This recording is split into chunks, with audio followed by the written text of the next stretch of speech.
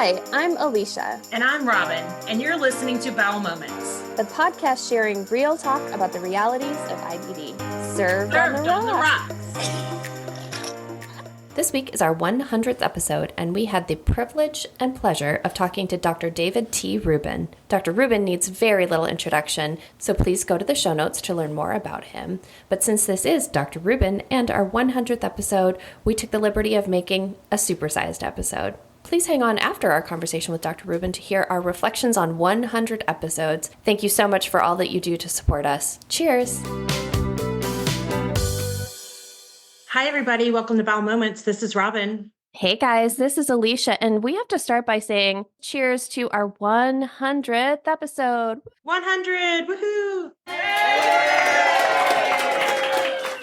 And to celebrate our 100th episode, we are absolutely delighted, ecstatic, over the moon to be joined by Dr. David Rubin. Dr. Rubin, welcome to the show. I am honored to be here and for your 100th episode. Amazing. Congratulations. Thank you so much. We are pretty proud, I think, at this point, because we thought it was just going to be the two of us talking to each other. Turns out, yes, other people want to talk to us.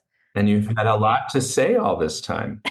You'd think we'd run out of things to say. Never. Apparently never. Apparently never. Yeah. Well, Dr. Rubin, again, we are so excited to hear your story and learn more about your work. But our very first unprofessional question to you is, what are you drinking? Well, I bought a new Nespresso machine for my wife for Hanukkah. And then she said, you bought this for yourself. And we unboxed it this morning, and I'm having my first cup of new Nespresso as opposed to Keurig. And we both were happier with this choice because they recycle their pods. So there's my first message to the audience. Recycle. Yes. I love it. Well, that is an excellent Hanukkah present to give to your wife and yourself as well. Robin, what about you? I have multiple beverages this morning, Okay. and I'm going to say it's in honor of Dr. Rubin, but I am drinking my hazelnut coffee with my cream. I've had a rough couple of weeks, Alicia. As you know, I'm drinking some Cape Farms, not sponsored by, but I'm drinking some Cape Farms to help out my intestines and my J pouch, and I've got some water. I just was listening to Michelle Rubin's episode this morning. Do you have a snack that you're eating while you're drinking this? No, I don't have a snack. And Michelle will just have to at me afterwards. She probably will. Should we do the disclaimer now that Michelle Rubin and I are not knowingly related, but everyone thinks we are? I think that's probably wise because, yes, I did just mention her in the context of you being here. So, yes, Michelle Rubin and you are not related. But we work together. She's our incredible and senior advanced practice provider and works in the surgery department and has obviously a incredible expertise and pouch expertise. There was a time when she used to say that we were married as a joke to people and tell stories about how we sometimes had our boarding passes mixed up on flights when we were traveling to conferences. Yep. Now she tells people that she's my daughter, which is hilarious because I was a medical student working with her, and I guarantee you that it is physiologically and chronologically possible for her to be my daughter, just for the record. Also, we did not record that piece, but she did tell us the boarding pass story, just as a note. We didn't use that. I know Michelle really well. Yeah. Know her stories. Alicia, what are you drinking? And like you, I have multiple beverages. So I have a latte, and then I also have just some English tea, just black tea with some milk. Anyway, next question for you, Dr. Rubin. Tell us your IBD story. What made you choose gastroenterology and IBD in particular? My grandfather, Grandpa Phil, he had colon cancer, and he died of colon cancer when I was in college. It was the first grandparent that I lost, and it was a very powerful experience for me. This was in the late 80s or early 80s, mid 80s. And it was in the days when colonoscopy was just getting started as a tool, let alone thought of as a potential screening tool, but it wasn't one that was being used. So I actually had an interest initially in understanding that aspect of what we do. My dad's a veterinarian, and I did not consider being a veterinarian, but I had some perception of what I enjoyed, which was the surgical approach to medicine because of what my father did and enjoyed as well. And so when I went to medical school, I thought I was going to be a surgeon, and I thought I would do something related to colon cancer, and I didn't really know everything. But as a first-year medical student, my grandmother So Grandpa Phil's wife, Grandma Pearl, said to me, go see if my doctor's still at the University of Chicago. Actually, she called it Chicago University. That's how she referred to it. And maybe that's what it was called in the earliest days. And I said, well, who is your doctor? And she said, Dr. Kersner. And I said, oh. And she said, but he was old when he took care of me, so he's probably not alive any longer. But go see if he's around. And if he is, tell him I said hello and thank you for saving my life. And I said, but Grandma, what did he save your life from? And she said, I have Crohn's disease. And I said, oh, what is that? I had no idea. So as a first-year medical student, I looked up this Dr. Kersner. And sure enough, of course, he was still alive. And I went to his office on the second floor of the old Billings Hospital here and knocked on the door without an appointment. And this older man opened the door himself to a suite of office space like they had in the old academic days. And I said, Dr. Kersner, my name is David Rubin. I'm a first-year medical student, and my grandmother sent me up to say hello and thank you for saving her life. He said, well, who was your grandmother? And I said, her name was Pearl Rubin. And he said, come in, I remember her. And little did I know that Dr. Kersner remembered all his patients. So this wasn't particularly unique, but it was very moving to a naive first-year medical student. And he brought me back into his office, and I'll paint the picture for you, one of these old academic offices with floor-to-ceiling bookshelves and certificates and awards and plaques on the walls from the floor to the ceiling that had run out of room, and file cabinets and a big wooden desk and a large red soft chair across from the desk. And he said, sit down, sat in this little chair, this big chair, which I felt was bigger than I was in many ways. And he walked across his office and opened up one of the long file drawers, one of these horizontal file drawers, and then rifled through it and pulled out a copy of a paper and said, your grandmother's in this study. So Grandma Pearl was in one of the early studies of steroids to treat Crohn's disease in the 1950s. And I didn't know what Crohn's disease was. I didn't know anything about clinical research or academic medicine in that regard at all. And I got home that night and I called my dad. I said, I met Dr. Kersner, and he said he remembered Grandma. And my dad said, everyone remembered your grandmother. She never let anyone forget who she was.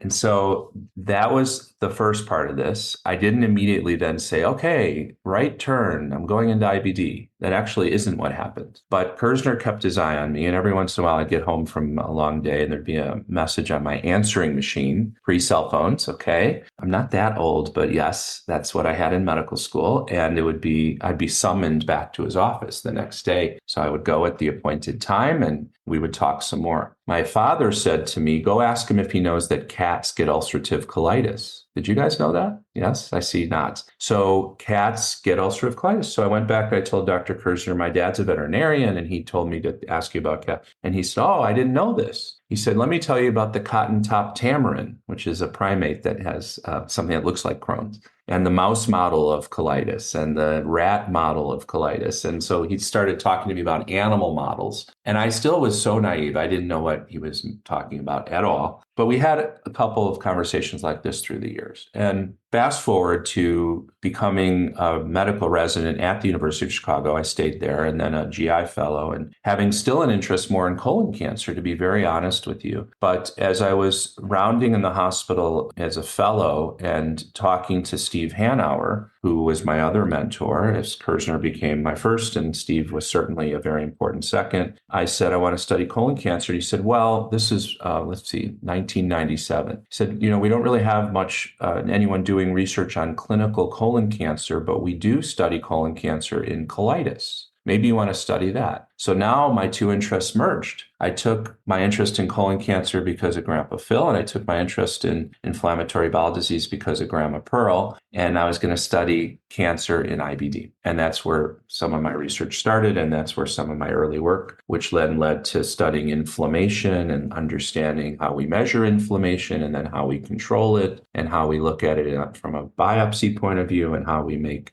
things better and prevent cancers in people, and obviously focus on improving quality of life by treating IBD more effectively. And so what I always tell people when I'm advising my fellows about their careers is, be open-minded to where your career is going to take you. Follow the current of your career. Don't paddle upstream. And it's going to take you down to where you should be if you're paying attention. There's many, many, many more stories about Kerzner that could be an entire podcast series, I would tell you. But as it happens, he was 81 when I met him. He took care of my grandmother in the 1950s, so you can do the math. He lived to be 102. So I actually knew him for 20 years. And actually, as he aged, he saw patients until he was 95. And on his 95th birthday, he had predetermined that he was going to stop seeing patients. Still came to work every day until he was 100. And he still worked until he died. He was working from home and doing less. But I took over some of his patients.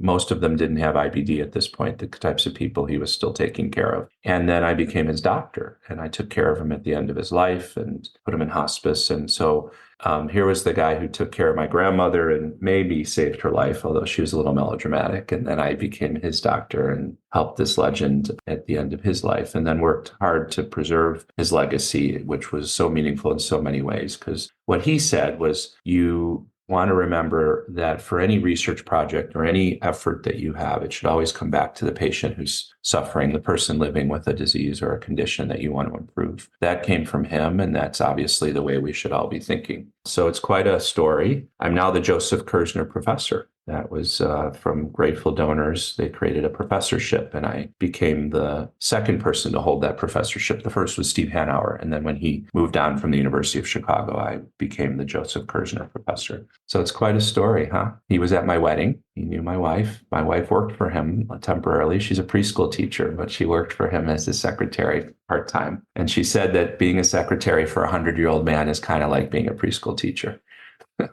Yeah, so that's my story. Oh, that is a lovely story. And you have Robin and I both crying. Yes. Was not expecting to cry for that reason, Dr. Rubin, this morning. No. Well, the second chapter of the story is then my wife's sister's daughter, my niece on that side of the family with no family history, was diagnosed with Crohn's when she was 16. And my sister's son, my nephew on my side of the family, was diagnosed with Crohn's when he was 16. Oh, wow. I have a niece and a nephew on both sides of the family who had pretty severe Crohn's. So this is personal for me as much as it's professional. And I think there's lots of people in our field who have similar stories. Mm-hmm. And I share that willingly with people, but I also acknowledge that an individual's story or a personal connection to the disease is a personal connection to the disease. It doesn't always translate into how someone else might interpret or live with this condition. So I recognize that. Cats don't get J pouches. They do have colectomies.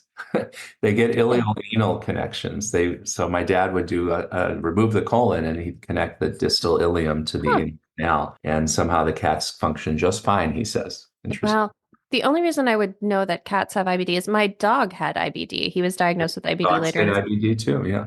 And they actually do FMT for some dogs as well. So I was like, this is wild. The veterinarian that diagnosed him and was working with us, she was like, I don't know if you know this thing called ulcerative colitis. I'm like, yes, I do. And then I'm sending her papers being like, hey, so like, what about this? What about that? And the medication that they put him on initially was one that we use in humans. So yeah, they do mesalamine and sulfasalazine and those agents as well. That's the aminosalicylates. Those are some of the earliest drugs that we've discovered that had some benefits. Although, as you may have heard or know, sulfasalazine was originally developed by a brilliant woman named Nana Svarts, who was developing it to treat rheumatism, to treat joint problems. And they subsequently identified that it could help the colon. And they mistakenly believed it was because it was antibacterial. And they later separated it out and realized that the mesalamine, the 5-ASA component, which is the extract from willow tree bark, was actually anti-inflammatory. So when people talk about being on natural treatments or looking for the alternative to modern medicine, which I appreciate and am sympathetic to, you have to remember that most of our medicines come from nature. It's just a matter of understanding how it works in our bodies. Yeah, I do think sometimes explaining the science, like I got into a conversation with somebody on the airplane on the way home last night, whenever I was on an airplane recently. And she is also a doctor of veterinary science. And she was talking, and she works for there's a lot of veterinarians who work for the FDA. That's who she works with. I was guessing that because it's not just drugs, it's food. And veterinarians are very much involved in our food supply and livestock health. Yeah. Well, and we were talking about genetically modified and, people being afraid of GMOs. And she's like, yeah, there's nothing that we consume now that isn't genetically modified. We genetically modify stuff all the time, even if it was just crossbreeding plants into different plants. And so, sometimes explaining the science is important for people to understand better, how we treat disease or how we grow food or, whatever it is. So I do think that's important. I don't want to fast forward us too much, but I will say as a either foreshadowing or I'll say it now, period, which is that it's not GMO that we need to think about. It's the way food is preserved and prepared and stored. And I think that the ingredients in the food and the processed and ultra processed foods is probably the explanation for a lot of changes in the epidemiology of immune diseases generally, let alone IBD specifically. And I am turning part of my career efforts now to trying to engage the food industry in meaningful research and work in what we're doing. So that's a big task, but it's something that I think is overdue. And there are some really brilliant food scientists clearly in that industry who have not been at the table or been participating in the conversations we have, and they need to be. So I'm working on that now. That's super exciting. Is there a specific aspect that you've identified you think is most likely the culprit? Is it like emulsifiers? Is there anything specific? Well, first, we should just acknowledge for the listeners that IBD really is a collection of diseases. So we don't want to necessarily try to explain everything with one part. But there clearly is a part of IBD that we believe is driven by possibly emulsifiers breaking down the mucus lining and exposing the gut immune system to more food antigens and triggering an inflammatory condition. It doesn't explain everything, however. So even though we would acknowledge that exposure to processed or ultra-processed foods is associated with a higher risk of developing IBD, the causality there is still somewhat confusing. And there's some good work going on that will hopefully shed more light on this. But the reality is that exposure of the gut immune system to more food antigens or other things that are in our fecal stream doesn't necessarily explain the chronic nature of IBD. You have to also acknowledge that it's not just that it triggers an inflammatory response, it's that it continues. And that's what drives the complications of inflammatory bowel disease, is chronic inflammation that leads to progression or other problems. And that's a really important message. And one of the themes of what I've been trying to educate people about, my patients specifically, is understanding the consequence of living with chronic inflammation. So it's no longer okay or sufficient to just manage symptoms or just be feeling better. Of course, that's the first and most important thing we want for everybody. But we have to get to the level of understanding how we're modifying the disease process in order to reduce and prevent the downstream outcomes of chronic inflammation.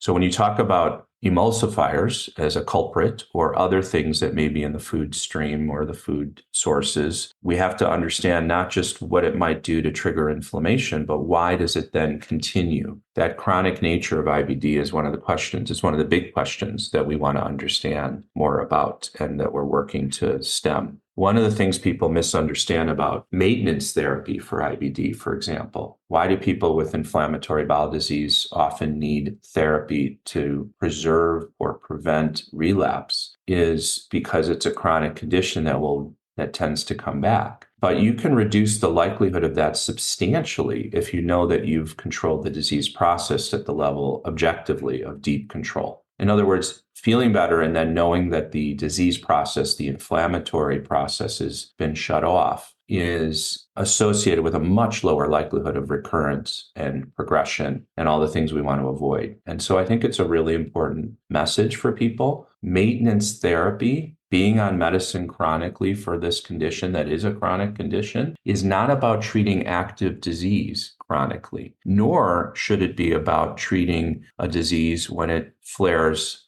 intermittently. Maintenance therapy, ideally, in a chronic condition, any chronic condition, high cholesterol, high blood pressure, diabetes, maintenance therapy is supposed to be about prevention of relapse, prevention of progression, prevention of complications. And complications of IBD are not just bowel related, because some people say, well, I work from home, or I'm able to manage because I just go to the bathroom 4 or 5 times in the morning and then I don't eat during the day.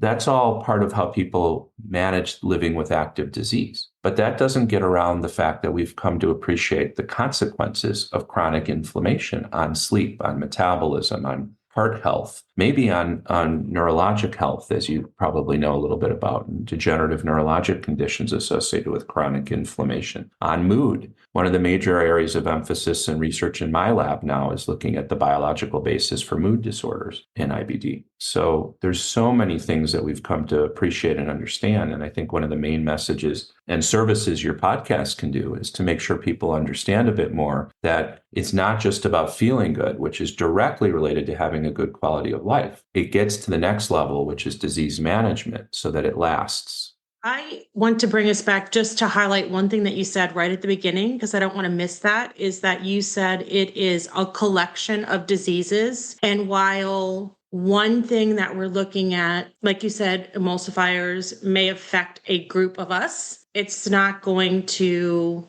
be the thing that is what is affecting all of us. And so I just wanted to highlight that for everyone who's listening. I didn't want us to miss that. It is a collection of diseases, and it's not the same thing for all of us. There's a lot of, for lack of a better term, influencers on social media that are touting cures, that are touting, eat this, do this, have this restrictive diet, buy my supplements, all of this stuff. I cured myself. And I just want to caution everyone out there that, work with your medical team. I'm just going to tell you from my personal experience, I have lived with IBD for over 20 years, and I can guarantee you that if a supplement or a restrictive diet or whatever this person is selling would work for everyone, we would all be doing it.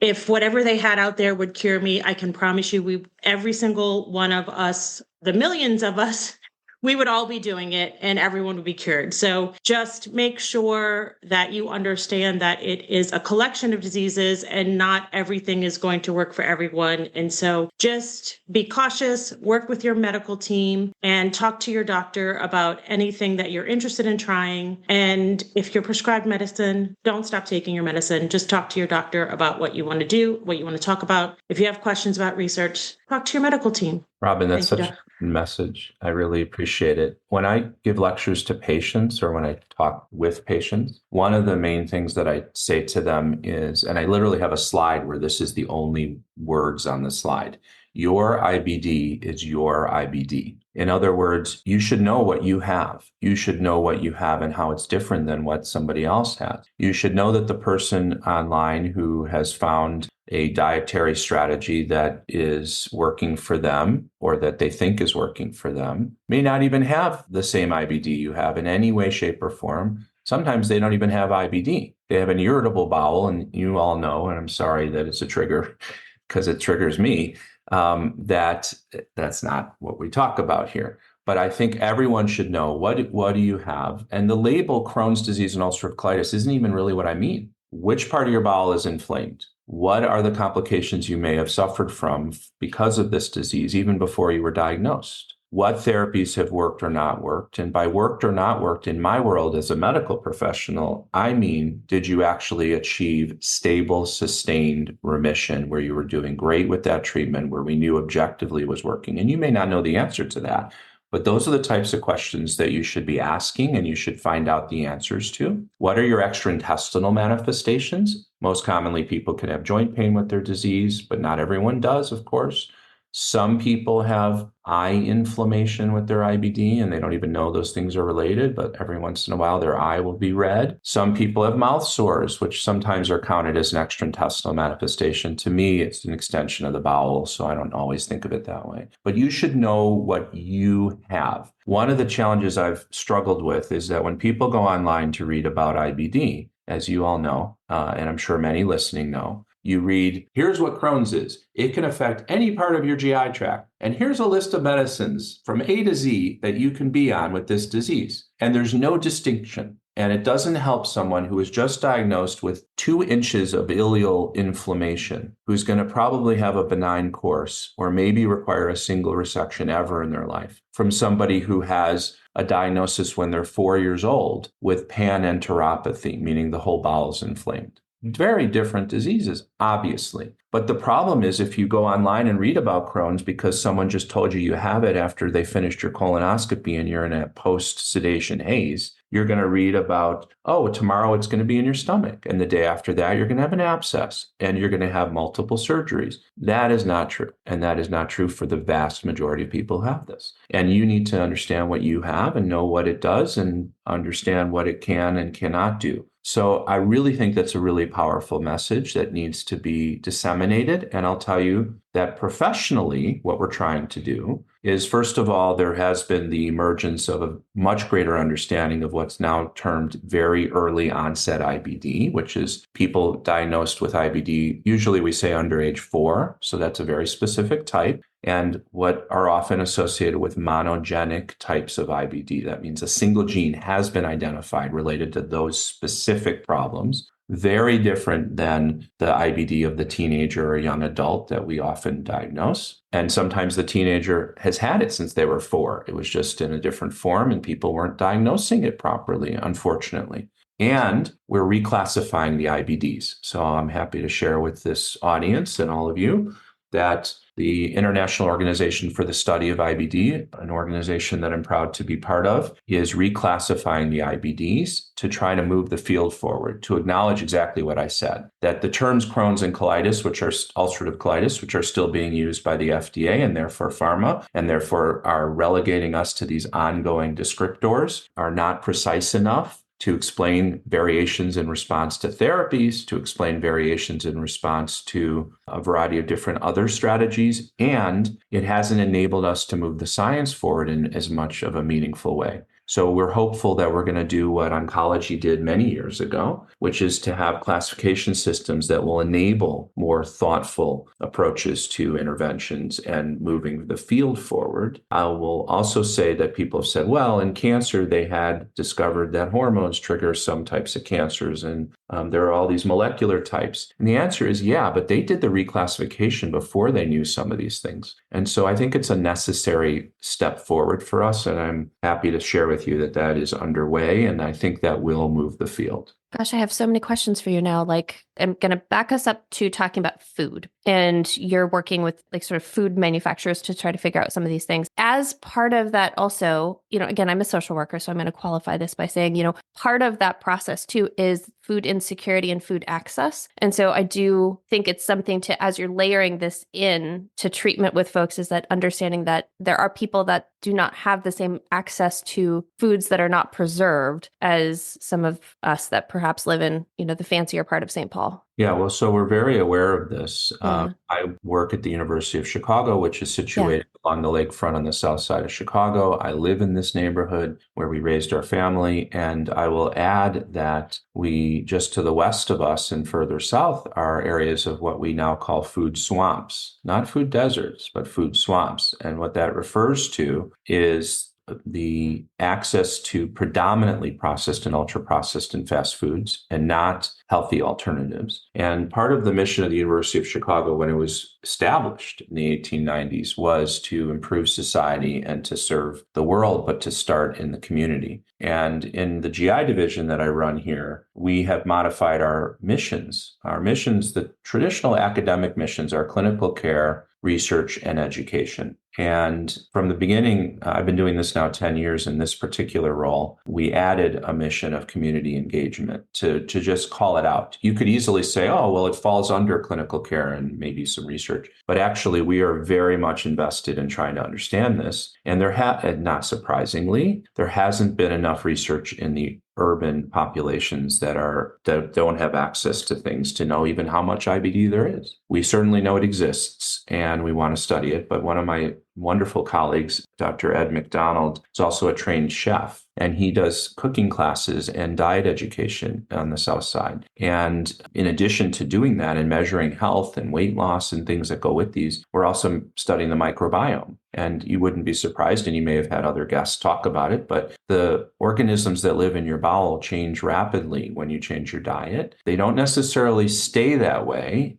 unless you are continuing the diet. And that's one clue as to why dietary interventions are not sustainable strategies for Crohn's disease and haven't really done much in the ulcerative colitis world. But it's of great interest to understand this further and to not just identify those disparities when we start working on this, but also to very much understand what it does to the body physiologically and pathologically. So those are things that we're trying to work on. I'm not going to stop saying I love this, but I love this. I love that you're being so holistic in your thinking and trying to serve the patient in all these different ways. I'm going to keep us on research for a little while longer. One of the things I said before we hit record was that I really wanted to ask you, you guys are being so innovative at the University of Chicago. You're looking at this in so many different ways. What do you think is beyond that? What's on the horizon for even the next phase of research for inflammatory bowel disease? The future of IBD is very, very bright. I think people need to understand, though, that there's not a single cure that's around the corner. And I know that's been said. I want to make sure it's heard that it's going to be multiple approaches to understanding all of this. And it's not by accident, of course, that most of our effective therapies are aimed at the immune system. It's like the old quote that's maybe misattributed to Willie Sutton, who was an American bank robber. Somebody asked him, "Why do you rob banks?" And he said, "That's because it's where the money is." And why do we give immune therapies to try to treat IBD? And it's because the immune system is overactive and we're targeting what we see and what's causing the damage. That doesn't mean that that's going to be the answer. Obviously coming at it from a different direction to understand what's driving that overactive immune system is something that we're working very hard to figure out. But very practically speaking, for those in the audience who want to know what's around the corner, what I think is going to be an absolute paradigm shift in IBD is going to be effective chronic monitoring of the condition. In other words, being able to know whether you're inflamed or not before you have problems, before you have symptoms, before you lose response to a treatment, in order to intervene in meaningful ways to get you back on track and to prevent problems. We've done this. If you look across the field of IBD, and I've been doing this now long enough that I can say I see it. We certainly have moved the needle. But what I think is going to change everything is if we empower patients with the ability to monitor their condition at home, to do it passively. That means you don't have to do anything. It's not like opening an app on your phone and telling it how many bowel movements you had. That's old school, and that really is not very effective. It's going to be about understanding physiology and using those parameters to know whether or not you're flaring. So what does that mean? Well, we know that people with inflammation, even when they don't feel it, have disrupted sleep. We just finished some research that shows that you don't have as much REM sleep when you're inflamed. REM sleep is the sleep phase where you get restoration of your health. It's where you dream. And for years now, I've been fascinated by sleep and inflammation. Just as a footnote, REM sleep was described and discovered at the University of Chicago. The person who described that passed away a couple of years ago, but it's a very interesting observation. And sometimes I ask patients all the time, "How are you sleeping?" And it's not the obvious, like, "Oh, I wake up because I have to have a bowel movement." It's sometimes they say, "I fall asleep easily. I sleep for 8 hours, but I'm always tired." That's a ubiquitous problem, fatigue. Well, the next question is, do you remember your dreams? If you're not remembering dreams or you're not having dreams, you may be because you're not getting to that level of restorative sleep, which gets to the biology of sleep, which I'll mention in a second. But the second thing that comes up is that after we put people into remission, I've had patients spontaneously offer, without me asking or mentioning it, that they now are having dreams, like they're sleeping more restfully. So my point of this is, one thing to measure that's going to be a monitoring strategy might be sleep patterns that gives you meaningful information. The other one that we've shown in early data has been heart rate regularity. So there's some very subtle irregularities in your heart rate that go along with stress and go along with inflammation, and even the obvious things, which is your resting heart rate is a little higher when you're inflamed because you're hypermetabolic. So we've measured that. We looked at physical activity as measured by steps with a Fitbit device. And now we're doing advanced studies with other biosensor devices and wearables. And we've been able to put these all together into algorithms that start to predict when you're relapsing. So my vision for this is something in the background that you don't have to worry about or do anything for will tell you it looks like you might be having a flare and trigger you to do something more objective. So we're working on home tests that would be objective measures of inflammation. In Europe and other parts of the world, they have home stool calprotectin markers. That's the protein that measures inflammation. In the US, they're waiting for it to get through the FDA, but it's going to have some restrictions that won't make it as useful, unfortunately. But we're working on newer versions of those things. And we're also working on urine tests and other ways that you can potentially objectively measure that your body is inflamed in a way that will confirm what your device picked up in the background, and then remind you very basically, are you taking care of yourself? Are you taking your maintenance therapy? Because we know people who feel well start to miss those things, and tell you when it might be time to notify your healthcare team. So we're trying to build this all in the background. So I think that's going to be a game changer, because I know that all we see is the tip of the iceberg in the clinic, and it's often the person who's already symptomatic, and what's going on in the 99.99% of the time you're not in the medical setting is the most important time to understand how a chronic condition is affecting you. So that's the first and most proximate thing that I think is going to change people's lives. The second one is that there are some treatments in development that finally may have what we call companion diagnostics, which are predictive therapeutic biomarkers. That means that you can do a test before you choose a therapy to know whether this one might work for you. And that would be obviously extraordinarily important. So instead of doing what I call spinning the roulette wheel to pick the medicine you're going to get,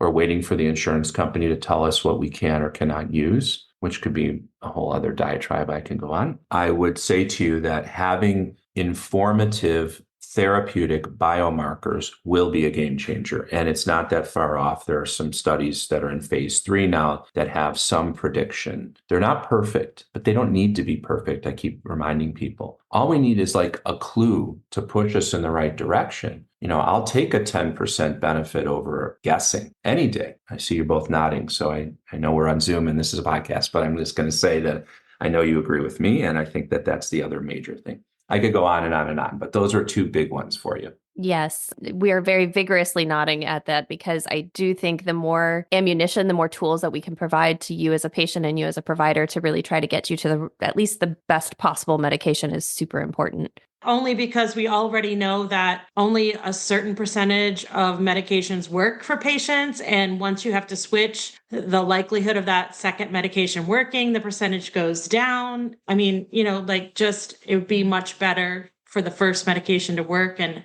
having that push, like you said, even a 10% bump increases our chances as a patient of that first medication working.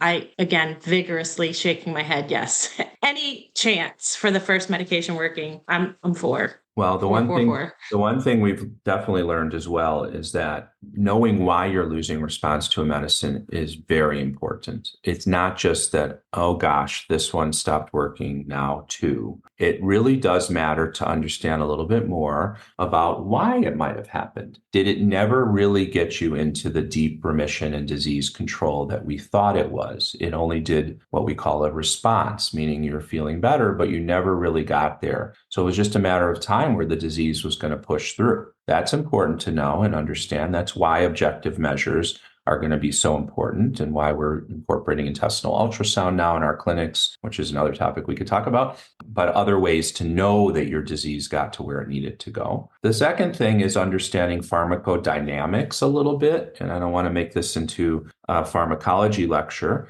but I do want to explain that biological therapies, which means the protein-based treatments that are made by living cells, that's what a biologic is. It's nothing magic or more toxic or scary. Proteins in people with inflamed bowel leak. So an inflamed gut, they knew this back in Kerzner's time. There's some really interesting papers that when your bowel is very inflamed, you leak proteins. And proteins are all the things that are in our body that do what we need them to do. But if you're giving a protein-based therapy, which is all of our biological treatments. So the audience knows Remicade, Inflectra, Humira, Entyvio, Stelara, Skyrizi. The newest one is Omvo, which is another IL-23 drug. But the point is they're all proteins. So when you give these drugs as an injection or an infusion, again, because they're proteins, they're too big to get absorbed. That's why they're not oral. It's nothing about them being dangerous. It's about just getting them into the body. If you're leaking protein out of an inflamed bowel, the drug ends up going into the toilet. I say it's like filling a bathtub when the drain is open. You can't quite get enough in to do its job. So another reason people lose response or don't respond to a therapy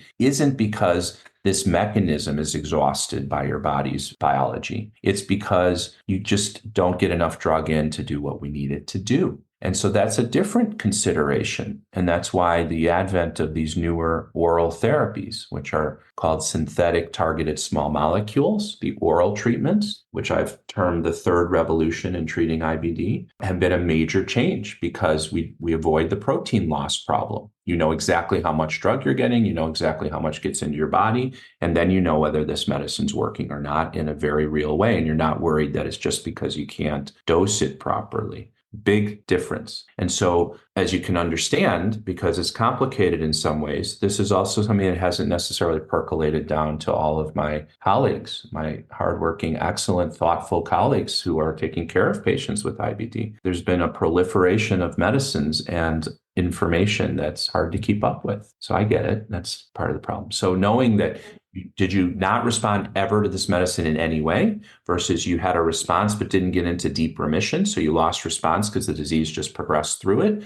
Or is it just a delivery issue? And is that what's happening? That the medicine might work perfectly, but we can't get enough in with the particular phase of the illness you're in, and we need some other strategy to heal your bowel. Then we can go back to that approach. So that's a whole new way to approach this and to understand why therapies work or don't work or lose response. But it's a huge one because I know that one of the fears patients have is this medicine's only going to work for a little while, and then I'm going to be back to the first part of this all over again, where I'm sick and trying to figure out what should I use and how do I learn about this new medicine and the side effects and will it work for me and how long will it take and when will I know? Uncertainty is the biggest problem we face. When you can tell somebody you're in deep remission with this medicine, your bowel is healed, your inflammatory markers have normalized, you have also told them that in the next year, it is highly, highly unlikely you're going to lose response to this medicine. And that enables people to plan, to live, to be. And that's the best gift you can give someone. So it's the holiday season, right? The best gift that your healthcare team can give you is to tell you that you're in deep remission. I mean, people spontaneously start crying when you explain this to them and tell them that they've achieved that goal. And if those who are listening don't know if you're in deep remission, add that to your list of questions so that in the new year you can find out. I would add to that, when you are slightly better than you were before, you automatically are like, I'm better, because any amount of improvement is just so welcome. So understanding that going from 40% to 80% is not better. And then also from my personal experience, I would say that I'm in remission. Like if you go in and have a scope and they take biopsies, I'm in remission. There's no sign of inflammation, but sometimes I experience symptoms, but I'm not changing my meds because I have no inflammation, right? I'm not changing my meds. I am in remission. So, but what am I doing about the symptoms, right? How am I addressing symptoms that I'm having that's different? So that's a conversation that I have to have with my doctor, because I want to say, hey, I'm not changing my meds because I am in remission, but what do we do about these other things that I'm still experiencing? So we have to have these hard conversations. We have to write down these questions when we go in to talk to our doctors. Just like Dr. Rubin just said, like, if I'm not in deep remission, how do we get there? Don't just accept going from 40% to 80%. While it is welcome to have that much improvement, there is hope we can get to even better than that. And gosh, I mean, everything that you just said, I could cry that these conversations are going to matriculate down to all of your colleagues. There's just so much information that it's working its way down there. They are going to find out all of this information that he is sharing with us now as patients. I think we spend a lot of time on PubMed. I think we spend a lot of time gathering this information for ourselves, but sometimes we get so caught up on just feeling slightly better that we're like, oh, I'm better. I don't have to ask any more questions.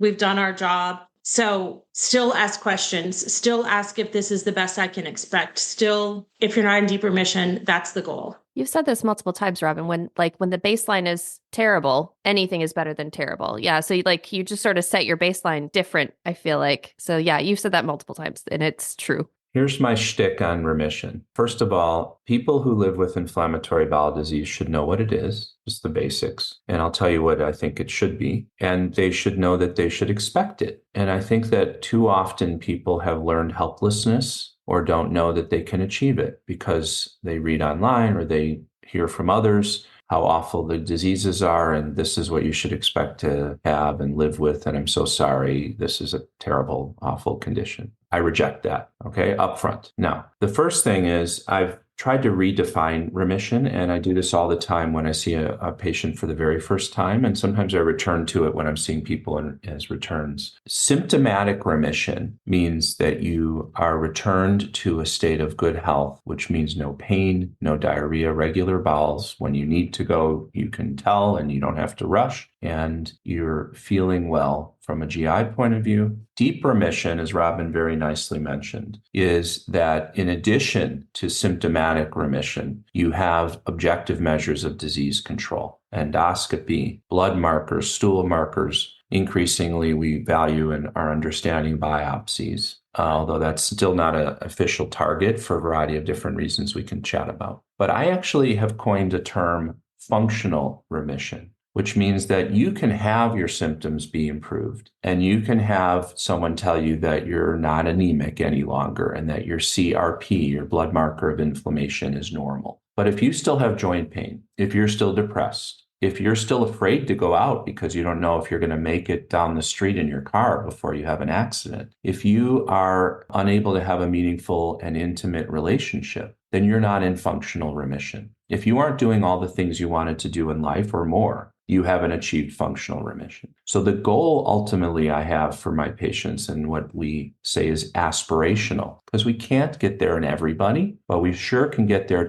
in a lot more people than we used to, is sustained functional remission. In order to do that, you need to know how to use therapies properly, you need to know how to measure the inflammation properly, and you need to pay attention to all the extraintestinal problems and coexisting conditions that go with having an inflammatory bowel condition and address them. And that's a big ask. It's a really big ask for a gastroenterologist who does screening colonoscopies for a living and manages pancreatitis and treats hepatitis C. I get it, but I believe in trickle-up education. And what I mean by that, with all due respect to the listeners, is I want to empower patients to know that this is possible and to ask questions first, because I think that they'll drive some of this forward and hopefully find the right team to help. And we have wonderful colleagues out there who I know can do this. But the first step is to make sure people know that it's possible and that they should expect it. Raise expectations. Raise the bar on health in IBD, because that'll drive the field forward. And I continue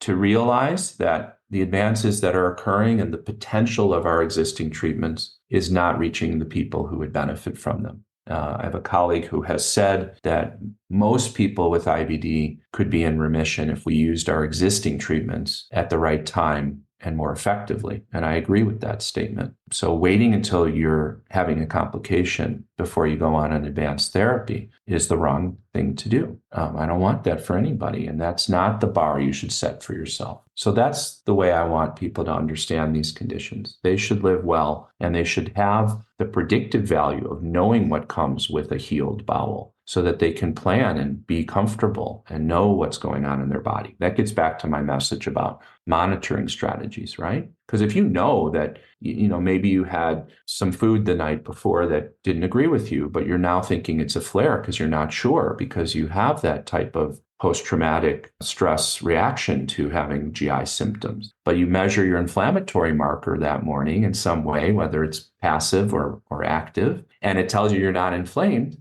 You go, oh, I have what everyone else in the world gets. I ate something that didn't agree with me. And you go about your day. That's what I want people to have. And that's why I said that's probably the most proximate change that will enable people to manage their disease more effectively and manage their lives better. And manage their anxiety, I think. Yes. Of course. I know this. Yeah.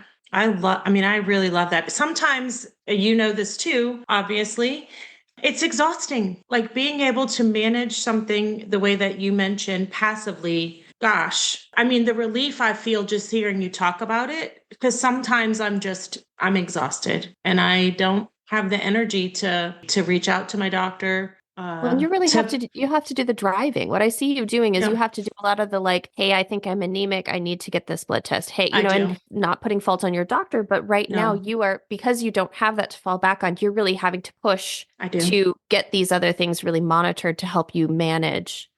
That's exhausting. It is. We've shown that people who are in remission, who have had urgency as one of their symptoms, rectal urgency or bowel urgency, will continue to experience urgency even when you demonstrate that the rectum is healed, there's no inflammation. And that's because when somebody has lived with urgency or had an incontinent episode, even just one, the thought that it might happen again has essentially set them up to be triggered by every time they feel like they might need to go to the bathroom. They're not sure what's going to happen. And the reason I'm saying that is because we've also shown that the experience of urgency, even when you're in remission, is directly related to fatigue. So, Robin, to get to your point about being exhausted, like just thinking about what am I going to need to do? How will I manage getting from point A to point B? And when I get there, what will I be able to partake in and where will the bathroom be in? All of those things absolutely consume your brain and your energies. And so when you can know for a fact that you're not inflamed, that this is under control, and what your body is likely to be doing statistically based on what we now know about your particular state of control, it relieves that pressure and frees up your brain and your mind and your life and your emotions and your ability to be with other people and to be achieving the things in your life you need to do. It absolutely is essential. And I'm sorry to know that this doesn't happen more often, but I definitely know it's the case. I'll also just add one more thing because I was in clinic yesterday morning and I saw a lovely young woman with colitis that we've been working together to manage. And she comes with her parents from far away for her visits. It has the same effect on parents and caregivers and people who live with you and who care about you. And, I spent as much time or more talking to her mother yesterday because the mom was distraught over, I don't know when my daughter's going to have her next flare and how I can't live through this again. And what are we going to do? And there were a couple messages. One message was, I want to make it clear to you that the reason that happened is because she hadn't gotten into the deep remission where we've been working on, which she is now in. So we can tell you with some degree of certainty that this is not likely to happen. So you have that to know. The second thing is you also need to get support and help as a care provider. And it's an area we haven't spent as much time on, but I think it's very, very important. And everyone who's listening who has a care provider or who is one, I think knows this and recognizes it, but we should all turn to that person or to those people and make sure they know how much they're valued and make sure they're taking care of themselves. I told Mom that I thought she would benefit from talking to a professional, a therapist, and helping work through this, and so that she didn't have this type of reaction. So there's that whole aspect of it too. So it goes beyond the individual who's exhausted by all this to the people who love and care for them who feel that way too. Yeah, as the family member of somebody who had a chronic illness, not inflammatory bowel disease, but yes, that underlying current of uncertainty was just always there. That anxiety was always there. I'm going to turn us away a little bit because Robin is crying and I'm going to cry. Oh, I'm so David, Rubin, what are you doing to us? That was not my intention today. I hope it cries of relief or tears of hope. I don't know. It absolutely. I think there is definitely tears of hope on both sides, but also I'm really glad you highlighted the mental health component of things. Like that dealing with the anxiety in general is going to be, for everybody in the family, is going to be helpful to the overall health of somebody as well. So, and you have built such a great team that really has all of these different pieces of living with a chronic illness. Is that something that was sort of already started when you entered into the IBD field, or is this something that you've very deliberately built? Because in addition to having mental health and dietitian and all these things, you also have Dr. Choi, who we had on the show, who adds a whole different component to your team and is able to help manage somebody's care really differently. So tell me about building your team. Well, the first point is no, this didn't exist before. And the recognition that doing what I really feel we are compelled to do for the field required the right team. And I'm blessed with an incredible team around me, not just the people that you've mentioned or referred to, but also my colleagues who specialize in IBD who work with me. And I'm also fortunate to have grateful patients who support some of the work we do, which enables us to do more in some ways, and an institution that values multidisciplinary approaches to complex diseases. And those things all add up in a meaningful way. From the mental health point of view, I'm going to tell you a little bit of historical relevance. I've been a faculty member at the university and I finished my training in 2001. So enough years now that when I look back on the history of the field, I can interpret it in a way to help us move forward. And the mental health aspects of IBD have a very dark history. As some listening will know, or maybe even are still told, that it was thought for a while that it was an individual's personality that gave them IBD. There was something called the anxious personality type that caused IBD. That's what they thought. And there was an entire era of IBD management. And again, in a time when they didn't understand the disease or how to treat it more effectively, where the treatment for IBD was group therapy, was psychotherapy, was intensive interventions by well-meaning but misdirected psychologists and psychiatrists. And when Kerzner died, he left his books to me and I donated them back to the section of GI, and we have a library of all of his books. And one of them was called Psychotherapy and Ulcerative Colitis. It's an entire book written about how to treat ulcerative colitis by engaging in meaningful psychodynamic therapy. And I consider that to be a dark time in the field in many different ways, because it essentially put the blame on the patient for a condition that clearly wasn't related to that. And I have the records of a patient I took care of who passed away last year, age 85. So he lived a long, healthy life, but from when he was a teenager, and he was transferred to the University of Chicago from the Mayo Clinic. And he, back in the days when they didn't have good therapies, was in the hospital for 3 months. And during his 3-month hospitalization, he was enrolled in group psychotherapy sessions, as was his mother. And in his medical record was his analysis and the conclusions of the psychiatrists. And so were those of his mother. They were in his chart. It was back in the day when these things could happen that way. They concluded that this young man had ulcerative colitis because his father's mother had moved in with them. In other words, his mother's mother-in-law, and that she had made his mother so anxious that she transferred that anxiety and that energy into her son and gave him colitis. So I think that this is a dark time in the field. We obviously have come to appreciate a lot of other things. We recognize there's a role, and there is certainly a relationship in mood and mental health and IBD. But then we moved into the era, and it still exists, and I think it's relevant, where we accepted that it's a reactive type of depression or anxiety. You develop depression and anxiety because you have a chronic condition and you're a young person whose future has been modified by this fact. And it is socially isolating to live with active IBD or to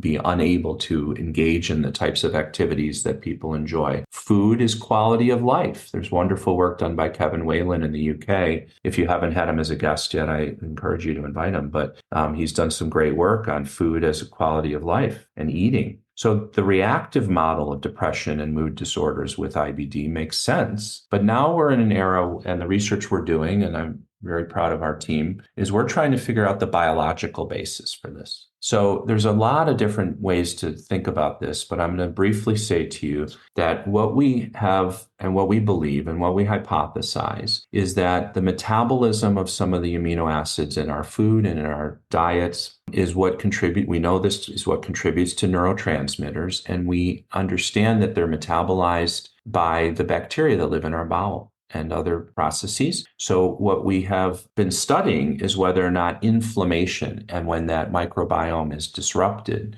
has an impact on those neurotransmitters, those downstream metabolites of some of the amino acids we eat. We also know from some very nice work done in Italy and elsewhere now that an inflamed bowel actually leads to a leaky blood-brain barrier. So the barrier between what's in your bloodstream and what gets in your central nervous system becomes leaky. So if you add this up, at least what we think may be going on is you have a disrupted biome that affects the metabolism of different amino acids. The one of great interest is tryptophan, because that's metabolized into serotonin and melatonin, among many other things. And then you have a leaky blood-brain barrier. So these disruptions in these massive amounts of neurotransmitters that are produced will affect the central nervous system. So that's some of the research we're doing. So now suddenly we may have a biological explanation for mood disorders and mental health problems with IBD, which isn't just of interest from a biology point of view. It's of great interest from a social stigma point of view.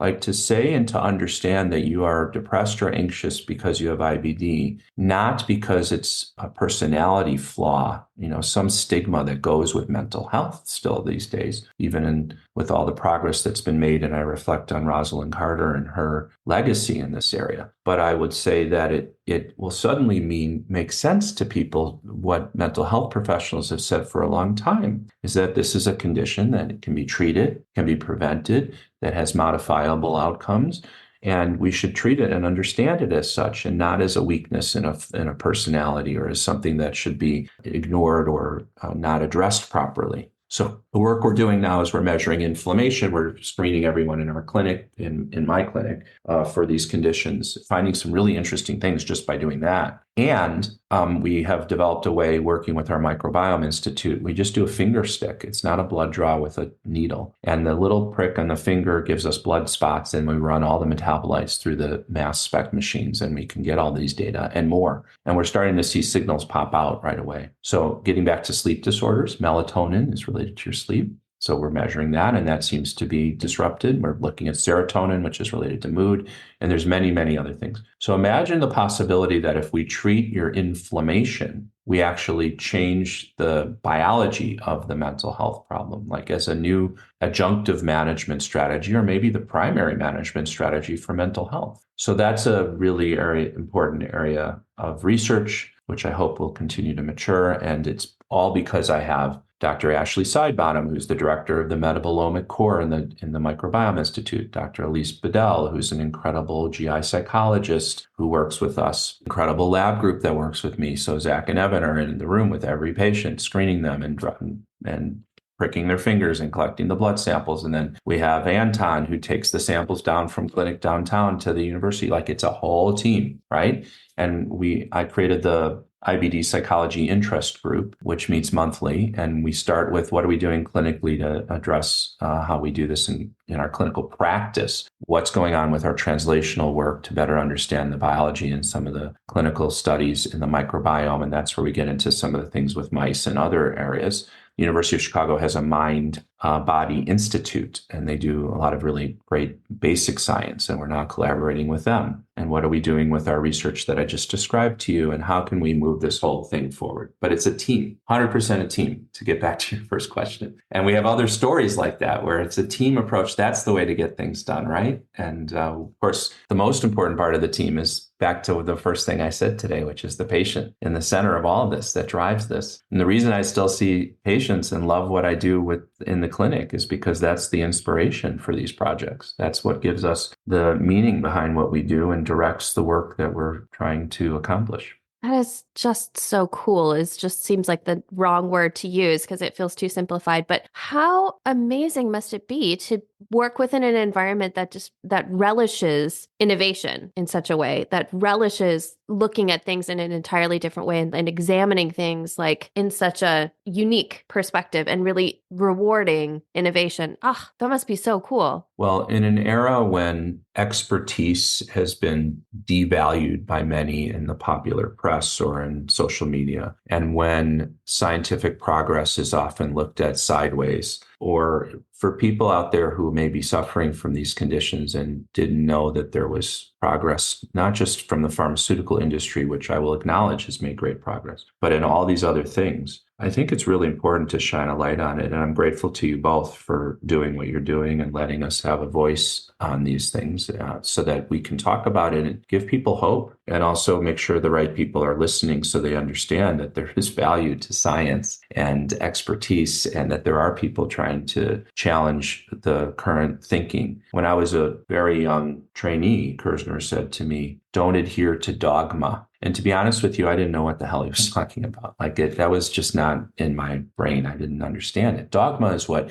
everyone thinks we should do or what everyone's doing. And challenging the status quo and asking what you can do better tomorrow than what you've done today is, I think, a necessary component of anyone who cares about what they're doing in any profession, frankly. But in my group, I constantly say to people, what is it going to take? My job is to try to direct and lead, but to come up with the resources. So when I meet with my faculty who aren't in IBD or other groups within my section at University of Chicago, I will say to them, like, what would it take for your group studying the pancreas to be the #1 group in the world? And they'll say, oh, well, gosh, I didn't think we could do that. I said, well, if you don't think you can, or if you don't even answer the question, you'll never do it. So let's start with the question of what would it take, and then let's figure it out together. I say that all the time to my lab group. I also use the expression, don't forget there's somebody on the other side of this who's going to be diagnosed with IBD tomorrow. So make this work. I don't care what it takes. Go back and come back to me with some results. Robin is now booking her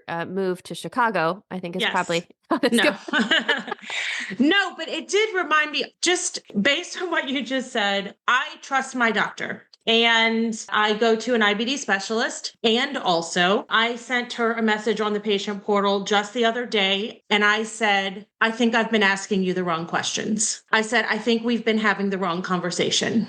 I said, I think that we should be talking about something else. I said, I think I need a surgical consult. I think it's okay for us as patients to come back and say, I think I've been looking at this the wrong way. And just because when you said, what's it going to take?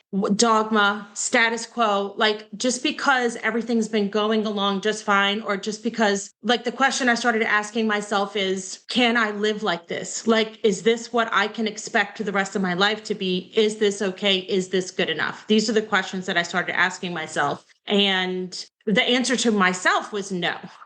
And so I went back to my doctor and said, I think I've been having the wrong conversation with you. And so she was open to that, which I expected that she would be. I was not surprised by her response, but I want to say it's okay to have that conversation with your physician. It's okay to go to your physician and say, I want to ask new questions. I'm not okay with where my care is going. So if you need permission from Dr. Rubin, if you need permission from me to have that conversation with your physician, you have it. If the status quo is not okay, it's okay to change it. Well, and Robin, like you've said in the past too, sometimes it's also the permission to go get a second opinion. On the medical side, one of the challenges that we're facing is an overload of messages and these portals, which on the one hand have empowered a lot of different communication strategies and have made some things more efficient, like getting refills, I think, and other ways of communicating. And on the other hand, have complicated physician-patient relations. For some, it's easier to respond to a message briefly than to actually pick up the phone. And for a patient, certainly it's easier to send a message than to try to get their doctor on the phone. We all know that. And I think that it's absolutely appropriate to schedule an appointment or to figure out a way that you can actually have a conversation. That's true about everything, by the way. When I'm dealing with interpersonal relations among my faculty, I'll get an email from each person on the side to me.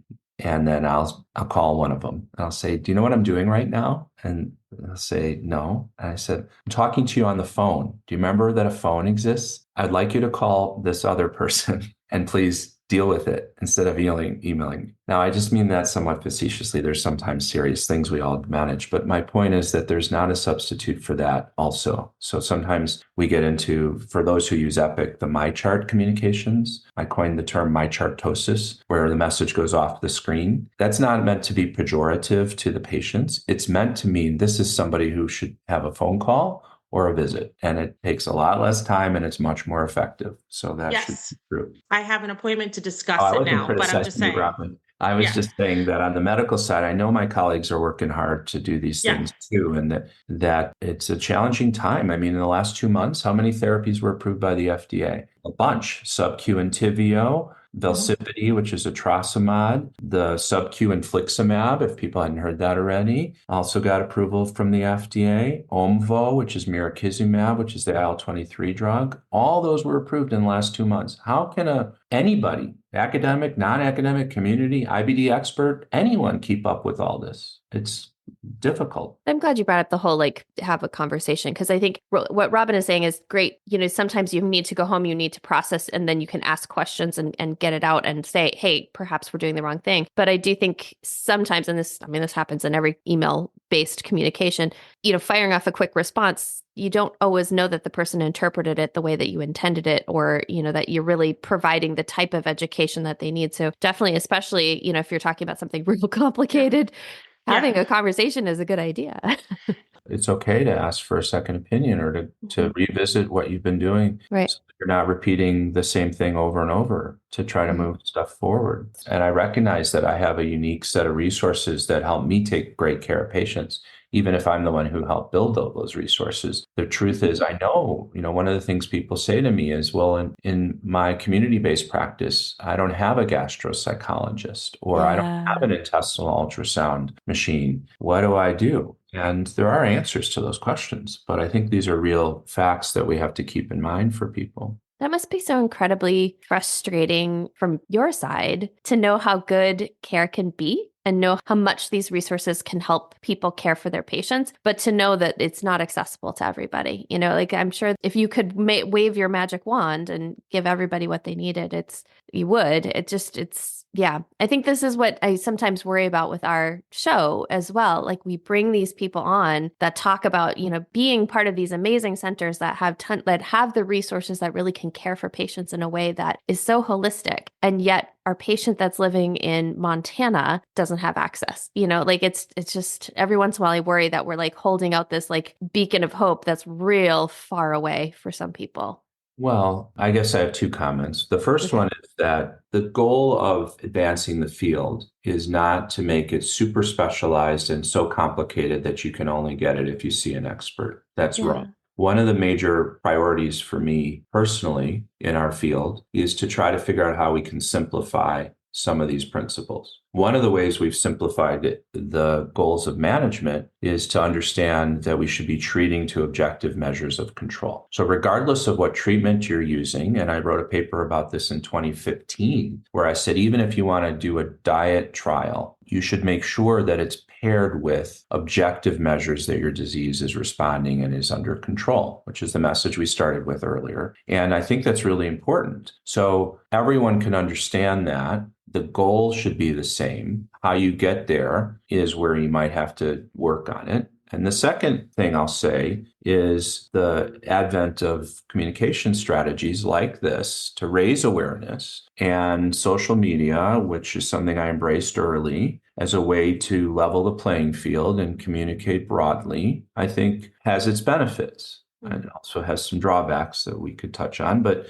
the reality is that I think that for the person who's living in a remote part of the country where they don't have the same access, I get it. And there are ways to do some of this remotely, and there are ways to have digital solutions to some of the problems that people face. And sometimes people just need to get in the car and get a second opinion or do something else. But we're working on it. And if we didn't try, then we would never get anywhere. So I think we have to keep doing what we're doing. Yeah. It's just how do we expand the reach as far as we possibly can to ensure that we're getting as much equity and out of it as we can. 100% agree. And the number one request from gastroenterologists and our wonderful nurse colleagues to me, has been, can you please simplify this? What do I do after I give the first treatment? Or what should that first treatment? So I'm working with Millie Long, who is a wonderful IBD expert, and she's editor-in-chief of the American Journal of Gastro. And the two of us are writing 2 articles on how to approach Crohn's and ulcerative colitis with the idea of simplifying a treatment algorithm, like just getting into the pharma part of it for a second, just so we can help people say, okay, because that's what the person who doesn't live and breathe IBD wants to know. Like, please just give me something that I can do so I'm not missing an important point for my patient and I know what treatment to use. So we're working on trying that now. And that I think will translate well to patients too. For sure. Dr. Rubin, you mentioned that being part of the international, I think it's IOIBD, is that International Organization of Inflammatory Bowel Disease? Did I get that right? Yeah, so the International Organization for the Study of Inflammatory Bowel Disease. Okay. And that is one of lots of organizations you're involved in. But can you talk a little bit about what you see as part of these international consortiums, organizations, about how IBD is treated elsewhere? What have you learned? What do you see there? Well, first of all, in the history of IBD, it was originally described and thought, and probably was mostly a disease of what was called the Western world. And over the years, it has appeared / been described in every part of the world, including even some reports coming out of sub-Saharan Africa now. And the fact that we're now seeing it as a more global disease raises lots of questions and potential for understanding the disease more. And certainly the IBD that's rising quite rapidly now in places like China and Japan and India is not necessarily the same Crohn's ileitis described in the 1930s in the United States, but it's certainly an IBD, and there are some differences and similarities. So we can learn a lot from understanding and accepting that IBD is now a global problem. The next part of this is how do we organize to study it properly and to work together to address it? Because certainly not only is the science interesting, then there's the issue of global access and equity, and it has lots of different aspects to it. For example, it's become harder than ever to recruit people into clinical trials for new therapies. Every drug that a patient's receiving had a clinical trial process and people participated in those trials. But there are now so many therapies available that many patients either don't need to try something new or different or don't want to because they have other options. And the recruitment of our clinical trials has become a global effort. And there's some challenges to that, which means that in the emerging therapies, a lot of patients are being recruited from Eastern Europe and from Asia, and they're not the same patient population as necessarily the person in the United States who has the disease, and there may be a difference in how they respond. So recognizing the importance of calling out the different types of populations that are in these clinical trials is a really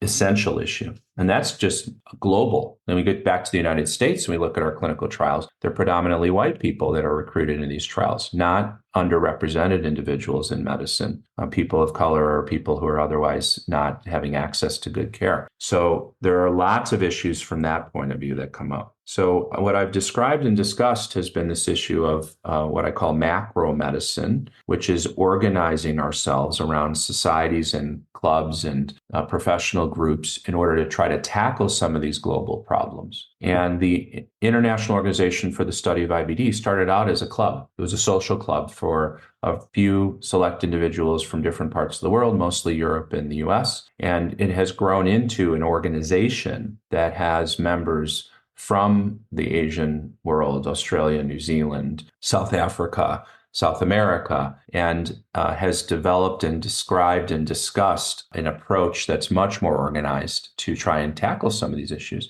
So earlier I mentioned that it's working on a reclassification scheme for IBD. There's also an effort to better come to terms with the epidemiology of IBD, meaning that can we study this in a more meaningful way to know actually what's happening in different parts of the world so we know where to exert our efforts and influence? And how can we learn from one another? So we have an annual meeting every year and we get together and we invite our colleagues from different parts of the world to tell us what they're learning and what they're seeing and to share with us their insights so that we can all work together. So I think that's a very optimistic way to describe that particular group, and I'm very proud to be part of it. In 2025, I'll become the chair. So I'm going to to help continue to steer it in a professional way to try to address some of these disparities. That's sort of my social justice approach to the world. But the organization didn't start that way. But it is actually a very meaningful group now that's growing and has some of the greatest minds in IBD as part of it.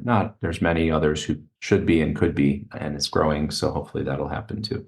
Well, that does very well lead me into the next question for you. So, friend of the show and somebody you know as well, Lauren Urbach-Barnfeld, when I told her you would be part of the show, she says, number one, he is such a lovely man. You will love him. She is right. But she also, her question to you is when and if you sleep, because you are involved in, it seems like absolutely everything. And you see patients in addition to all of these other things that you've talked about. So that is Lauren's question to you. Hi, Lauren. I do sleep. I used to think sleep was optional, but you've already heard me tell you that I think sleep is so important, and it makes me much more effective. So I appreciate the compliment, I think, but it's not the way to do this. I'll tell you that the success of me and anyone who does what I do, I truly believe is about the people around you and about being sort of centered on a mission that makes sense. That's my passion. I love my patients. I love what I do for patients and with them. If I stripped away all my other administrative and research responsibilities, I would want to still be a doctor seeing my patients, and that's my plan. So I'm going to continue doing that. Thank you so much for being on our show today, Dr. Rubin, and sharing so much of yourself with us and our listeners. Our last question for you, what is the one piece of advice that you would have for the IBD community? And since you are the Dr. David T. Rubin, you can share your advice for patient community and the professional community. Well, I think I'd go back to one of the things I said, which is don't adhere to dogma, which means challenge the status quo and think about how we can do what we're doing better tomorrow. That applies to professionals and patients, frankly. But I would also say to my patient community, please expect more, expect remission, demand access to the types of care that will get you there, and know that there are many, many people who are working hard to give you a better life and who want to work with you to do so. I think that's a really important message for you to hear and to know, because healthcare has become so complicated to navigate that I want people to leave with this message that there are a lot of people behind the scenes and in front of the scenes who are working to try and find the cures that we need and to understand these complex processes in a meaningful way. And just a note of caution that I think you have touched on in a very nice way today, which is be a little skeptical of what you see on Facebook and on social media and the claims that there's a better way forward. Just ask the right questions and then talk to people you trust so you understand whether this is meaningful or not. I think that we all want to be open-minded to a new way to do things, but we also are not keeping any secrets. There's no massive conspiracy from finding the right answers. We are really working and have made incredible progress, but we know there's a lot more to do.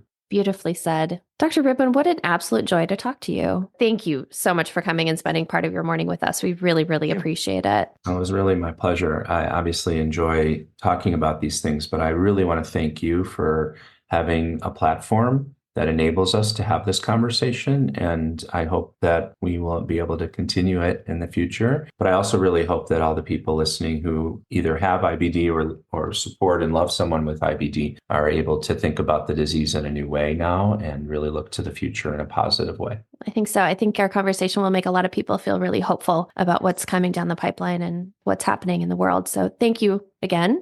Thank you, everybody else, for listening. And cheers, everybody. Cheers, everybody. Hey guys, this is Robin and Alicia. You have listened to our 100th episode with Dr. David T. Rubin. Can you believe it? So Robin, since it's 100 episodes, what's been your favorite part of this? My favorite part of this has been getting to talk to so many IBDers and providers that I have never met before. Originally, when we started out, we talked to people that we knew, but over the course of the past 3 years, I've gotten to meet so many of you and interview so many of you that just reached out to us randomly and said you wanted to be on the show. So that's been my favorite part, meeting so many of you. I agree. It has been a lot of fun. And frankly, even when we were interviewing people we knew, we learned something new about them every single time, and so it's been really fun to get to know some of our friends in a different way and to hear all these hopeful messages. I think both of us, just in talking to Dr. Rubin right now, just walked away feeling hopeful and feeling like our community is so connected, and that's such a beautiful thing. So yes, thank you everyone for listening to 100 episodes of us rambling, and we can't wait to give you even more episodes that are going to start in January. So taking a little bit of a break, but we can't wait for you to hear the guests that we already have lined up in 2024 and all of the amazing things that we're going to talk about in the future. So thanks everyone so much. We are having so much fun doing the show. So thank you for being part of that. Cheers, everybody. Cheers, guys.